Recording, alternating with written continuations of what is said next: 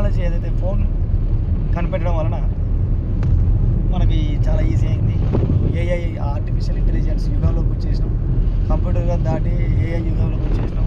చందమామ మీద ఏం జరుగుతుందో మన ఇంట్లో కూర్చొని చూస్తున్నాం. ఎక్కడో షార్జాలో క్రికెట్ ఆడుతుంటే ball to ball IPL match చూస్తున్నాం. ఇవన్నీ సాధ్యమైంది కేవలం టెక్నాలజీ డెవలప్ వల్లనే. అలాగే భూగర్భ జలాల అన్వేషణ విషయంలో కూడా ఇలాంటి టెక్నిక్స్ చాలా వచ్చాయి. కాబట్టి సైన్స్ చదివి సైన్స్ నమ్ముకొని జియాలజీ కోర్సు చేసి వివిధ విదేశాల్లో పిహెచ్డీలు చేసి అంత అనుభవం ఉన్న జియాలజీ చేత అనుభవం ఉన్న డిఆర్డిఏ జియాలజీ సర్వే చేయించుకుంటే చాలా బాగుంటుంది. మీరు సరే శాస్త్రీయ పద్ధతులను నమ్మి ఫెయిల్ అయ్యాయి సార్, మీరు చూసి ఏం చేస్తారు సార్ అని చెప్పి అని అన్నవాళ్ళు కూడా ఉంటారు.